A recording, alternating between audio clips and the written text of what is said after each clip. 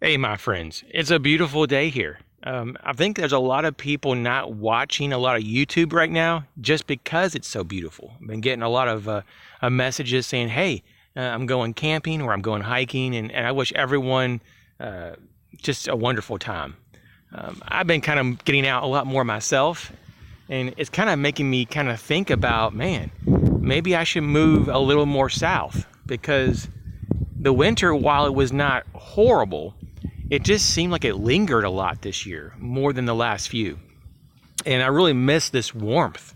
I miss the 60s and 70s and even the 80s. I just couldn't believe how much I missed that. And today, it's a really, really nice day. And so I just got thinking, it's like, man, it's been quite a few months since I actually was this comfortable outside in a t-shirt, you know? And so I'm just saying that sometimes you kind of wonder if you live in the right location, live in a location that's best for you. But I know what's going to happen. We're going to have a summer and then a fall, and then I'll be probably ready for a winter. That's how it is with me. And where I live, we have all four seasons. And typically, by the time one's done, I'm ready for the next. And maybe that's just because that's how I've been raised. You know, that's what I know. That's what I'm used to. But there are a lot of people that I know that live in a place that pretty much has one season, maybe two. They might have just a few weeks of winter, but there's a lot of people I know that live south enough or in locations that they pretty much just get summer year round. And I don't really know how well I would do with that per se. I think I need to have a little bit of a cool down. But once again, if that's all that you're used to, then whatever. In this video though, I'm just talking about my essentials list from my bug out bag. I'm trying to make this bag a lot more compact and lightweight. The one that I have currently is okay, but when I've pushed the envelope a little bit and try to really walk a little further than normal with it, I started to notice that the weight starts to bother me on it. And there's stuff in there that I don't ever use, never have used actually. So I'm going to run through this list. Now this is kind of just really informal. I'm not going to be putting things up on the screen here and type up a list for you to download on a PDF. But if you just kind of listen, and you may want to pause the video if you're writing these down, or if you just want to listen and kind of do a mental check off to see if you have these things, or if you maybe you have too much as well. It's always very normal, though, for people when they first put together their bug out bag to go way, way too heavy and go overboard. Over the last few decades, I've scaled down, and my current weight of my bag is probably half of what it used to be. But even so, it needs to go further. It just does. I mean, I could probably cut half the stuff out and still be okay. But there are things that it's just really nice to have. And so let's go through the list. I've divided it in different categories. Under shelter, I have, instead of a tent, because I used to actually carry a tent with me, but I do a tarp now. I just think a tarp is more than adequate. It's fine. Now, during the winter, you might want to think about building a super shelter if you don't have a tent that's made for that type of weather or temperatures. So having maybe 2 layers, to create a super shelter. A bivy, for 3 seasons where I live, I can get away with a bivy sack, a nice insulated bivy. Wintertime, you definitely need, at least in my area, once again, a sleeping bag that's rated for probably at least -20. But a lot of times we never get that cold. It's just, it has gotten that cold. In fact, just a few years ago, it got below -30. It was like -33 is what it was. And so that was a little bit abnormal for sure, but it can happen. So definitely for me, at least at this particular time of the year, I'm going with the bivy. The next is cordage. I'm just sticking with the plain old simple 550 Type 3 commercial strand. I do have some military grade, military issued parachute cord, but I haven't really seen a lot of difference between the commercial and the military spec. I'm sure there probably is some difference. I mean, when you look at them, they do look a little bit different, but they're supposed to have the same load rating. And it's just personal preference, really, But overall, though, I have to say just stick with nylon parachute cord and don't do the polyester. Poncho, a change of clothes, this is kind of where it gets kind of bulky quick in the bag. If you have more than one change of clothes, you can get away with just one change of clothes, really, if you get down to it, especially if this bag is just meant for 3 days. You got to think about, you already have a change of clothes on you that you can probably wear for another day. And then the change of clothes that you have in your bag can kind of finish the last 2 days. That's kind of how I think about it. You also definitely want to have at least one change of clothes, because I know some people don't put any clothes in there, but you want to have at least one in case you fall into like cold water, or you have some kind of issue that you spill something on you, or something that can happen that can undermine the clothing that you have on you. So you definitely need at least one change of clothes. And I'd say between 1 to 2 pairs of clothing or complete changes would be kind of the ideal way to go. Garbage bags, obviously, for just a ton of reasons. I mean, for me, it'd be more like taking like leaves and grass and stuff in it and making kind of like a bedding area, because I'm trying to avoid the bulk. So I'm leaving, like, even though they have those inflatable mattress pads, I'm trying to take all the bedroll and the mattress pads, and I'm just trying to eliminate all of that. So for me, the garbage bags, just go real heavy duty. Find the heavy duty ones. Yard bags do really well. And you probably want to have 2 to 3 of those, probably 2 of them so that you can actually sleep on, and a third one if you ever need to like bulk up to kind of help insulate you as like a blanket, or maybe even use it as part of your shelter. A shamog or a bandana, either one depending on your needs. I think they're both really good. They don't really take up a lot of space. So probably, one shamog and maybe 2 or 3 bandanas. I'd probably have different colors of bandanas for different reasons. Gloves. This is kind of a catchy one. Some people go with the heavy leather ones. Some people want to go with insulated ones, depending on the time of the year, which makes sense. Some people like the mechanics type gloves. That's cool too. I mean, there's just so many gloves. You probably will have at least 2 different types of gloves, work gloves, and the more, I guess you would call them like the mechanics glove, the more refined types of gloves that you can wear, but they don't really cut into your dexterity. Now, in terms of your hats, man, this is where, for me, I have a lot of opinions about the hats.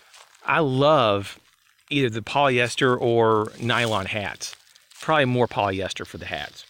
And I don't mind, like the baseball cap style. But if you can find full synthetic, and they're not like completely rare, but they're not like abundant like they are in the cotton form, but the boonie hats. And you've seen me talk about it on the channel before. I love synthetic boonie hats. And so that's awesome. Glasses. This is something that a lot of people can kind of trip up on. Obviously, if you have prescription glasses, you're going to work with that. And you probably want to have maybe some kind of prescription sunglasses too. That would make a lot of sense.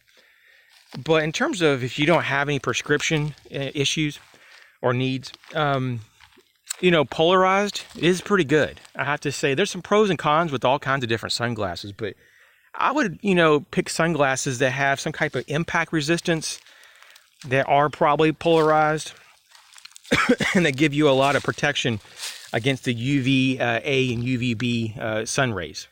So you just kind of want to look at the whole big picture here. I'd probably not look at glasses that have a lot of reflection, like glasses that are really reflective. They may actually give away your position. They may look too aggressive if you come up on people. I'd probably keep it real toned down, just kind of have a non-reflective type of outer surface on your glasses, on your lens. And the last part of my shelter category is going to be hearing protection. Just like eye protection, you're going to need some hearing protection. You never know if you, for example, may need to discharge your weapon if you have one, or if you're in a loud environment for whatever reason and you need some sleep. Sometimes you can just fall asleep if you have the ability to kind of block out some type of stimuli. And, sound can keep you awake for the most part, if you don't have a way to kind of block some of that. So it can be very simple. We're not talking about those big, bulky, over-the-ear ear protectors. We're talking about something real simple, and I'm talking about like in the ear. They had those gel plugs, and I just love them, and they do very well. They're very effective. The next category is food. Now, this is a tricky one. This is the one that I kind of go back and forth on just because I know what healthy food is, and we all do pretty much. And that doesn't always mean that we eat healthy, but the problem is that we probably don't need that much food in a bug out bag. Yes, it is really nice to have some food, some calories. You never know if you're going to be out more than 3 days or whatever the timeline is. You're probably going to be burning up more calories than you normally do if you're on foot and you're bugging out. That's the name bug out bag. So, they say ideally 3,000 to 4,000 calories would really be a target range for most people. But if you have 3 days worth of rations that are between 3,000 and 4,000 calories, so you're talking about potentially as much as like 12,000 calories, it's not impossible to carry with you, but it does create a bit of weight and bulk. That's kind of how my bag has gotten kind of a little bit ridiculous in some ways, because I may just have too much food. Some people love to have extra food because you can use it for barter and trade, help other people along the way, wherever you're going. You may need to, like, once again, stay somewhere a little longer than planned before you can get to your destination or to a resupply location. So all I can tell you is this is what I'm doing, and I have gone through countless different systems. But I'm trying to get away from anything that requires me to cook anything now. I used to actually carry a bunch of freeze-dried food, and that was pretty much it. And then I went to, before that actually, I went to MREs. So I went to MREs, freeze-dried food, and then I went with like snack crackers and things like that, which they don't really have that much of a lifespan. I don't know what I was thinking there. And then, more recently I went into the whole, let's look at more stable, like nutrition bars and energy bars, but the more healthy versions, not the ones full of sugar and stuff, and even protein bars. And a lot of those are not that great for you, though, just to be completely upfront here. And I typically would not recommend that kind of thing, but they are very, very convenient. Let's just throw that out there. So you're going to just have to figure this out, At one point I did kind of, just for a few months, have some like tuna packs and chicken packs in there, and just different like ready to eat, foil packs. But the shelf life is not that great, just like it's not so great on a lot of these bars, a lot of these energy bars or nutrient bars, trail mix bars and stuff. They have maybe 9 months. You could probably push it to a year, but that's not a great amount of shelf life. But so you're going to have to kind of figure this out. I'm just going to go with the best quality, healthiest versions of like granola bars and things like that at this time. That's just kind of where I'm at. And since I do a biannual review, every 6 months, I switch out my food anyways. I'm able to kind of make sure that my food doesn't expire or go bad. So it's not really a problem, the shorter lifespan. But for other people that may only check out their bag once a year, it could be a bigger problem. So I just noticed not to get, for example, granola bars with chocolate and things like that, or any kind of like coatings, because it can melt. This is a big problem that a lot of people don't realize until they're out in the woods and it's warm out and they open up their goodies and it's just a mess. You got chocolate dripping. It's just hard to eat. It's just no good. So just be aware of the calories that you need. If you have a deficiency in your calories when you're bugging out, it's not the end of the world. You're not going to die. I think that honestly, though, you could probably just put 1,000 to 2,000 calories a day in there, and and you're going to kind of reduce most of the suffering. In fact, I don't know if you want to actually feel full when you're bugging out, because you don't want to feel lethargic. You don't want to kind of feel sleepy. You know how it is sometimes when you eat a lot, you get tired. you don't want to feel that way anyways. So you don't want to be like starving, at least you don't want to feel starving. But at the same time, you don't want to be like, oh man, I am so stuffed when you're bugging out. And then lastly here, as part of this category of food or calories or, nutrition, whatever you want, sustenance, if you will, is maybe the means to like catch other food, just hypothetically. I wouldn't go too far on this because, if you're only going to be planning on doing a bug out that takes maybe at the most 2 or 3 days, maybe 4 if you live in a very remote area to get to your location, does it really make a lot of sense to have big bear traps and snare kits and things? Well, maybe some snares, but are you going to be around long enough to make use of them? Probably not. I think the most logical thing are for those people who have bodies of water, and there's a lot of water in the world, regardless of where you live, unless you live right up on a desert, you probably have access to at least some kind of waterway within a matter of miles from your home. I mean, I would hope so at least. And if not, then, you're going to have to figure out a different solution. But I would say for most people, I mean, like just for me, for example, I have ponds and lakes within walking distance all around me. It's just insane how much water is hanging around. And in those ponds and lakes, there's a bunch of fish.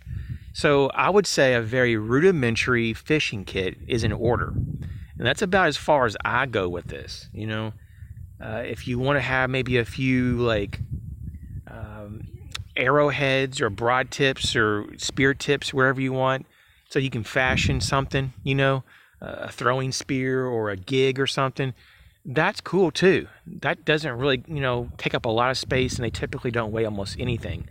So, I mean, that would make a lot of sense as well.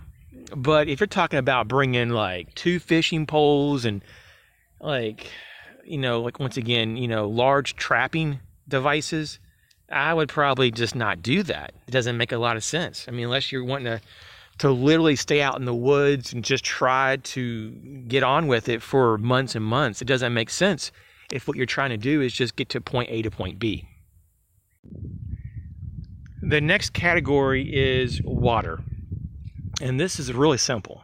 And this is probably like the most simplest category on the list.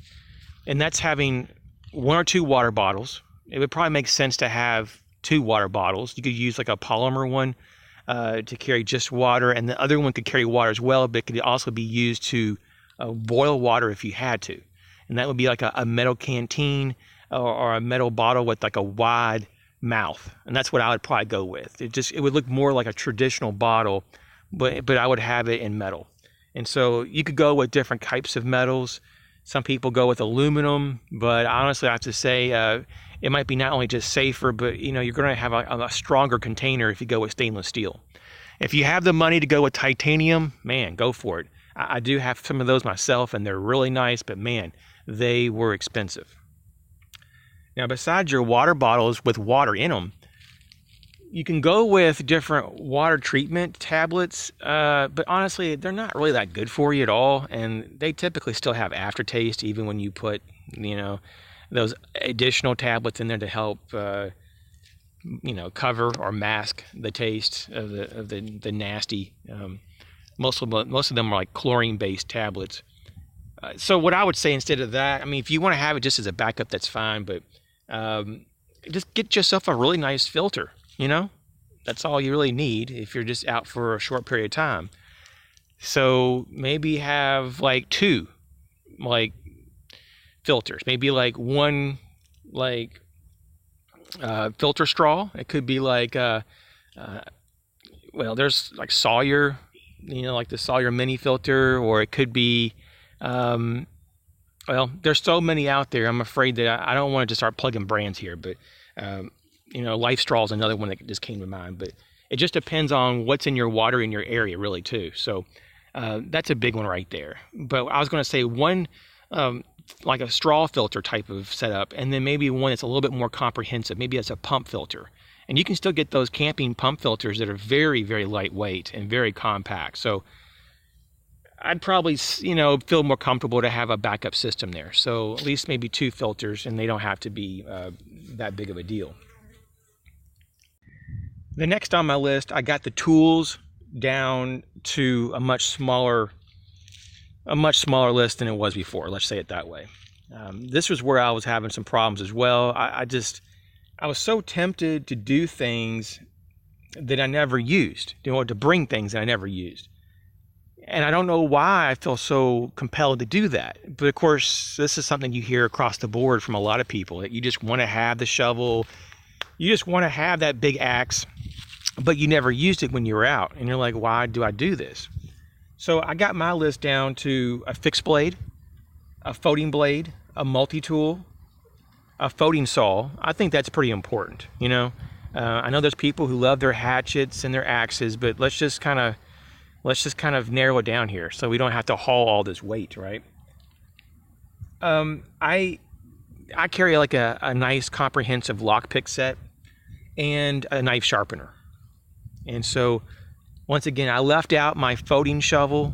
I really like that, but man, the average folding shovel, depending on if the whole handle is metal or not, can range between like 2.5 to 3 pounds.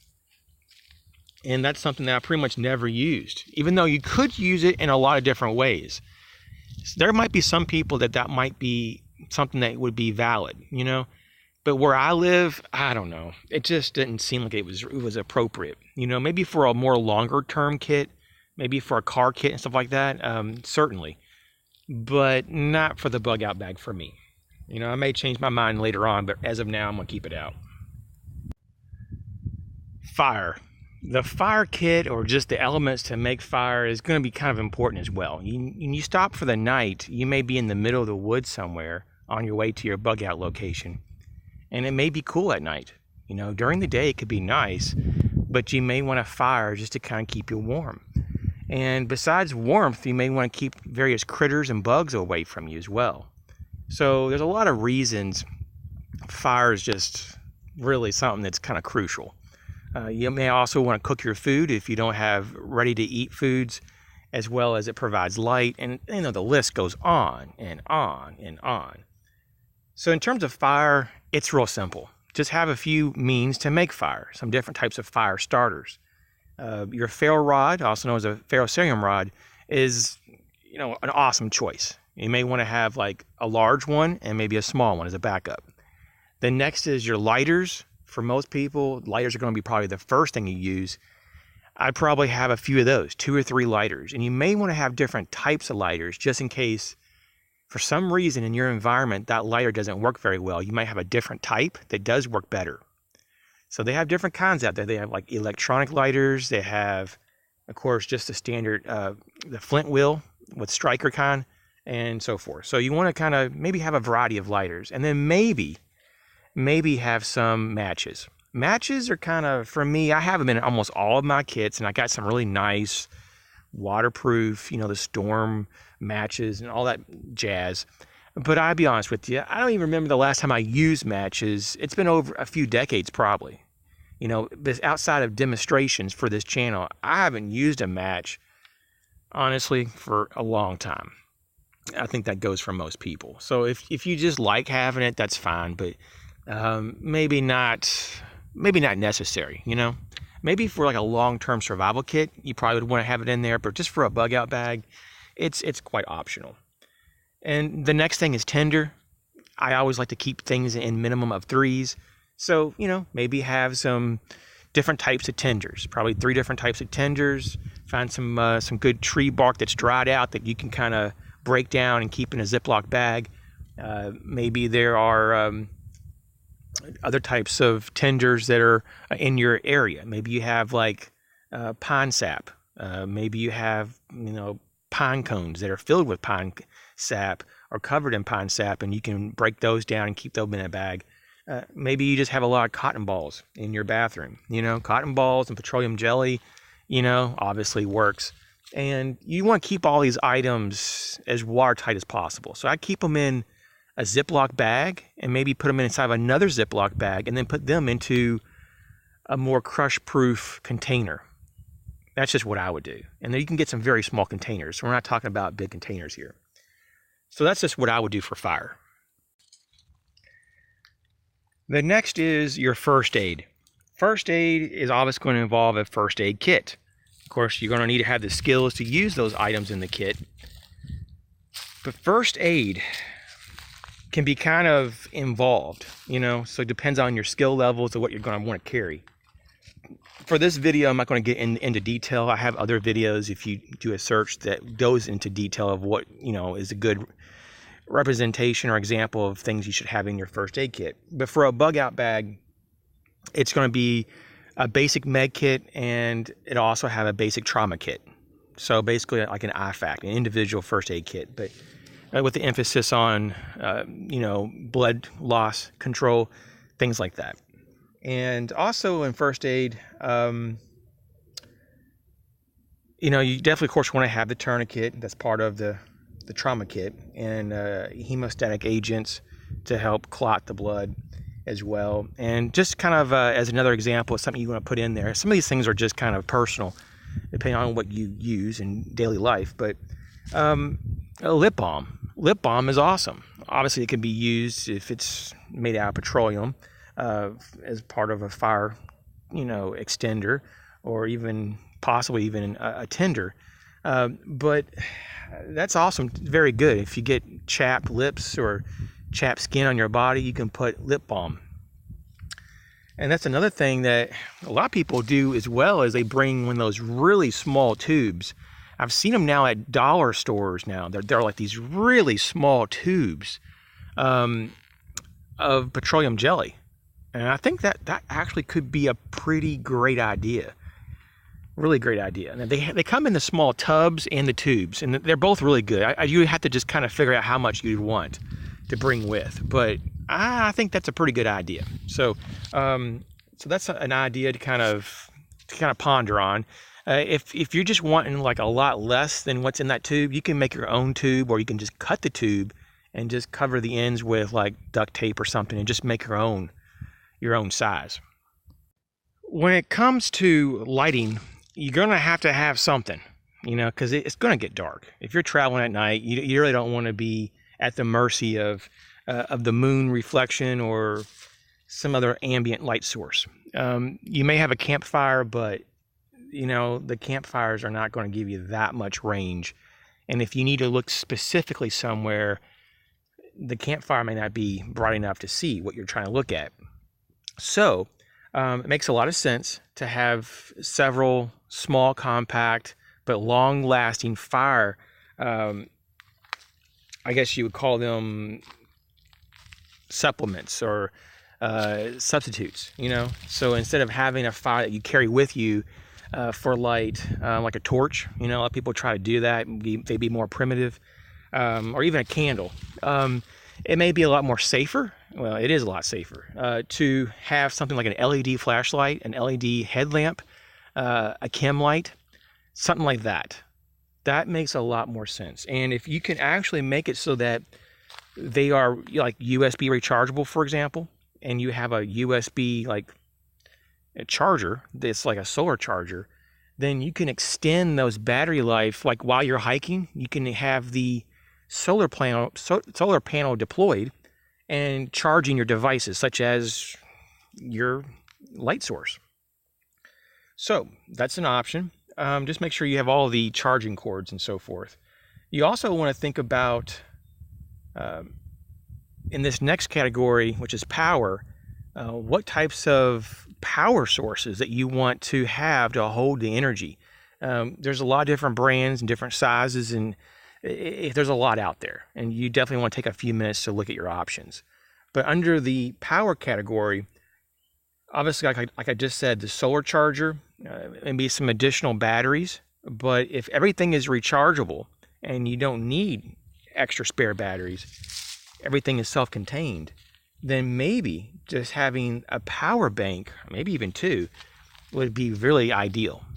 And it doesn't have to be these mega-sized, tremendous capacity battery banks.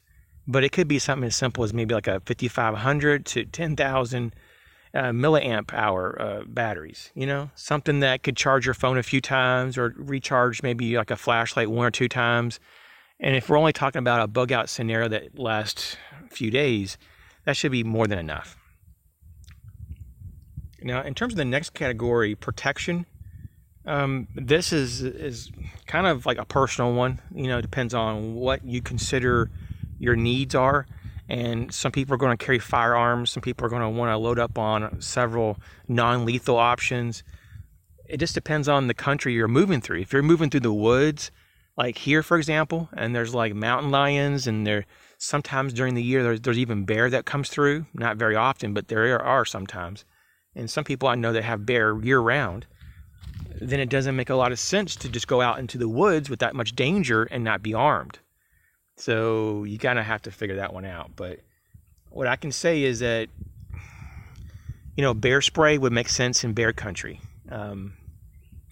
Pepper spray or pepper gel makes sense against humans if you really feel like that they're not going to like immediately try to kill you for whatever reason. Depends on the scenario of why you're bugging out. If there's like a civil collapse and people are just acting really out of character, and people are, maybe you live in an urban area and you're trying to get out of the city, and no one seems to really care about your well-being, you may want to step up how you protect yourself. You may not want to give people the benefit of the doubt that they're just going to be really nice to you, especially if you're seeing all around you mayhem and people burning people out of their homes, and people looting and stealing and killing other people. So this is kind of like a rationale for deadly weapons. Deadly weapons have a place. It's not something that I think it's fun to talk about, and it's very taboo right now, especially in the United States, to talk about, your rights to protect yourself. But it is a right.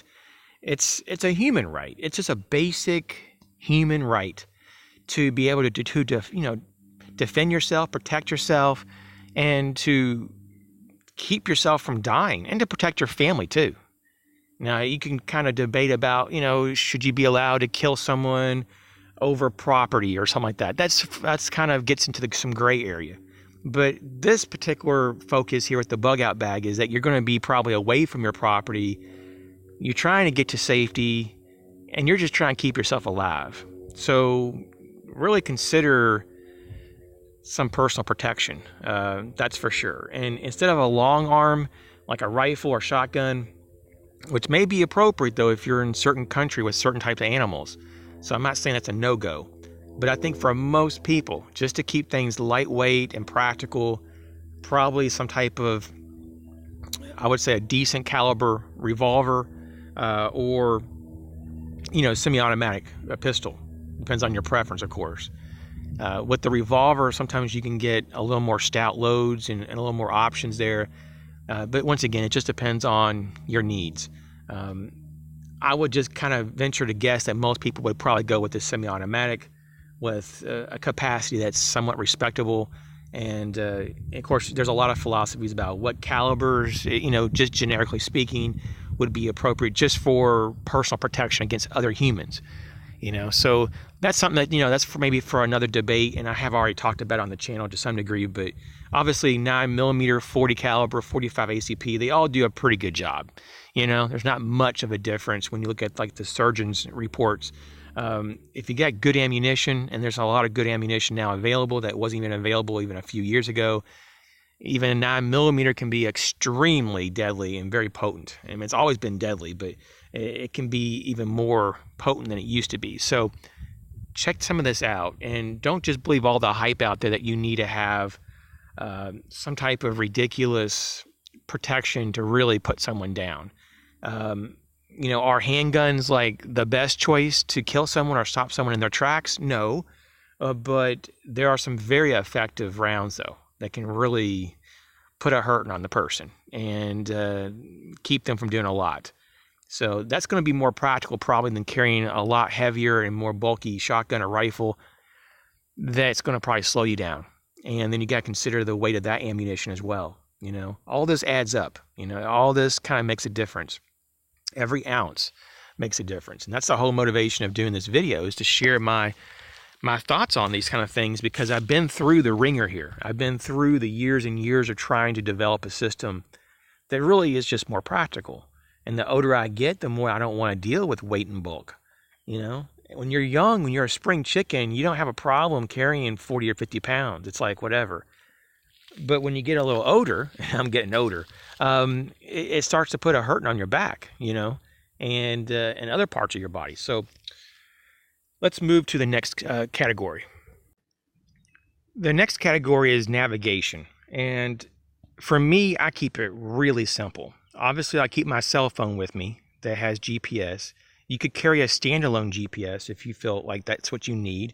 Maybe you live in an area that you would like to have that kind of redundancy, just because if you get lost, you could be really in a hurt. But obviously, it makes also sense to have a good compass, a backup compass. We can talk about like very compact things here. You know, we're talking about really just compact compasses. And it doesn't need to be like these full scale anything. But I would avoid button compasses. Those tend not to be the most accurate. Some of them are okay, but they're inherently, you know, there's inherent issues with it. Local and regional maps as well with your compass. So you can just keep it real simple and keep all this in a nice watertight map container. I think they call them like map pouches, things like that. I have a few myself, and they're actually pretty nice. They keep out moisture. The next is signaling, signal mirror, a whistle, a bright bandana, a signal flag, something like that. If you're really going out and you have to cut through like a remote area and you're really concerned for your safety, maybe a transponder. But once again, that might be just overkill. You know, we're trying to look at what are the essentials here in this video. And if you're trying to cut weight, you know, you gotta have to look at things that you're probably going to be unlikely to actually use. But once again, you may be severely injured on the journey of your bug out. And so you're going to have to consider that. Just like maybe if you're in a group of other people, maybe some compact walkie-talkies could be, you know, obviously something that's appropriate. So you're going to have to think about that. Next is hygiene, hand towels, wet wipes, hand sanitizer, toilet paper, toothbrush, toothpaste, you know, dental floss, sunscreen, bug spray. There may be a few more you want to add to that. But when I say those, I'm not talking about like, oh, bring a full-size toothbrush or a full tube of toothpaste. I'm talking about doing the miniatures or the travel versions of all of those. Even the toilet paper. You may not even want to bring a whole roll of toilet paper. You may want to just take a third of a roll at most, or a half a roll.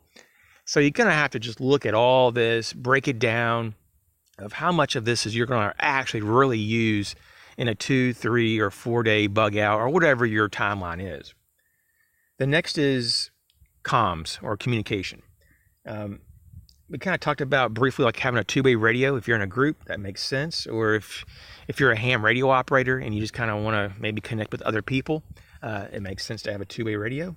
Or at the very minimum, to have a receiver to listen to other people. It could be shortwave. It could be the NOAA weather bands, AM, FM, maybe public service bands. You may want to have a police scanner if you're really into that. Just depends on what you know, what you don't know, where you live, and so forth. But at the very minimum, have at least a piece of paper or even a notebook that's more like water resistant or waterproof paper, notepad, if you will, and maybe a good pen and a good pencil. A lot of people forget about the whole pencil thing. They're like, a pen's fine. But what happens if the pen, breaks, or it just happens to run out of ink? Maybe you thought it was a brand new pen, but it actually was one that you were using for a while and you didn't realize you put that one in the bag. I've had that happen with me before. But with the pencil, you can see that there's probably like a lot of lead left, obviously, if it's a full-size pencil. Now, you may want to trim that pencil down in half just to make it more compact. It's up to you.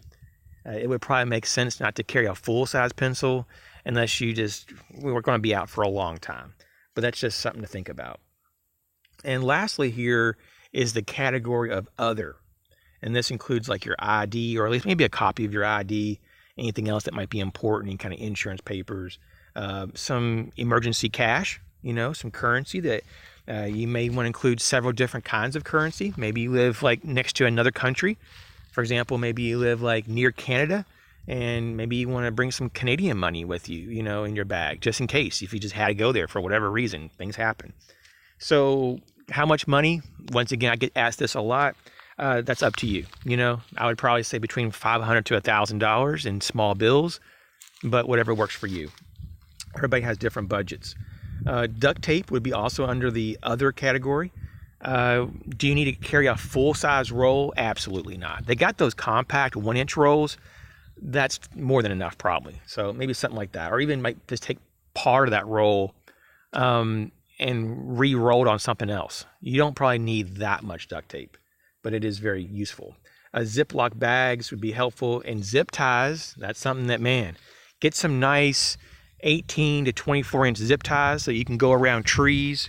If you want to use it as an anchor point for your tarp, to attach it to help build your shelter, to do a lot of other things as well. Heavy duty zip ties. You know, you don't need a lot of them, but I would say probably like maybe 8 of them. And they're super lightweight, very, very durable. So I would definitely have those. A dust mask. If you don't want to do that, you could probably just use your bandana, but there's actually some dust masks that are actually made to filter out some pretty intense particulates and maybe even gases and vapors. So, you know, depends on how far you want to push that one, but it can be very helpful. And lastly here, the dog tag mirror. Now, it's not so much just for signaling, but I'm talking about to use this as part of your first aid. This could easily be under that category. I just use this because maybe you want to see a part of your body, but you know, you can't with your eyes. So maybe you need a mirror to see it. Or maybe you need a mirror to see into a crevice somewhere to see something that you can't see with your eyes because of the angle or something. Just a small mirror can come really in handy. So anyways, I just wanted to kind of highlight these items and these categories. I feel like it's pretty important just to kind of go over some of this and to share this as well. I really enjoy sharing these kind of things. I'm sure that everybody has their own opinions because they let me know their opinions all the time, and I do appreciate that.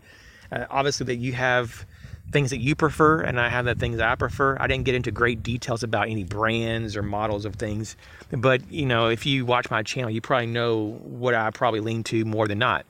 But with that being said, though, these bug out bags are always changing, and with this list and how I've got it changed and reduced from what I had before, I definitely, you know, shedded a few pounds. In fact, I think it was like closer to 7 pounds that I was able to take off, and I was able to step down to a smaller bag, which was more comfortable for me. So it works a lot better. It works a lot better. I'm not completely finished with the bag. There's just some little things I need to wrap up. I've been, once again, trying different types of foods again, and that's kind of where I'm at right now, to trying to finish the bag. And I'm also in the process of possibly getting a new multi-tool, upgrading that and putting that in the bag. So there's always little things that are going on. But anyways, hey, thanks for checking out this video. I know it's kind of long. I hope that it wasn't too long. And let me know what you think, if you have any ideas and thoughts that are rolling around when you were listening to all this. You guys take care. I'll catch you later.